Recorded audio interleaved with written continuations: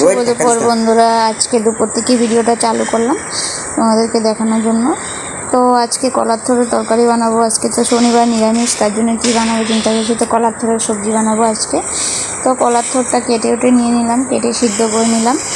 সিদ্ধ করে তারপরে এটাকে বড়া বানিয়ে তারপরে দিয়ে বানাবো। তো এগুলো লম্বা লম্বা করেই কেটে নিলাম আজকে, একটু অন্যরকম করে কেটেছি। তো একটু অন্যরকম করে আজকে সবজিটা বানাবো। তার জন্য বড়াগুলা বেসন গুলিয়ে আমি ভেজে নিলাম একটা করে। তো ভেজে এখানে আলুগুলি দিয়ে দিলাম লম্বা লম্বা করে কেটে, দেখতেই পাচ্ছ। তো এখানে 5 ফোড়ন দিয়ে দিলাম সোমবারে, আর শুকনো মরিচ দিয়ে দিলাম। তারপরে আদা টমেটো পেস্ট করে দিয়ে দিলাম। পেস্টটা আর তোমাদেরকে দেখাতে পারলাম না, কারণ আজকে কারেন্টও নেই। আজকে সব এগুলো বেটে নিয়ে নিয়েছি, তার জন্য। তারপরে এদিকে মশলা দিয়ে কষিয়ে তারপরে জল দিয়ে দিলাম, দিয়ে তারপরে যখন ফুটে গেলো তখন বড়াটা দিয়ে দিলাম, দিয়ে নামিয়ে নিলাম গরম মশলা দিয়ে। রেসিপিটা ভালো লাগলে লাইক কমেন্ট শেয়ার করে দিও বন্ধুরা। Bye bye.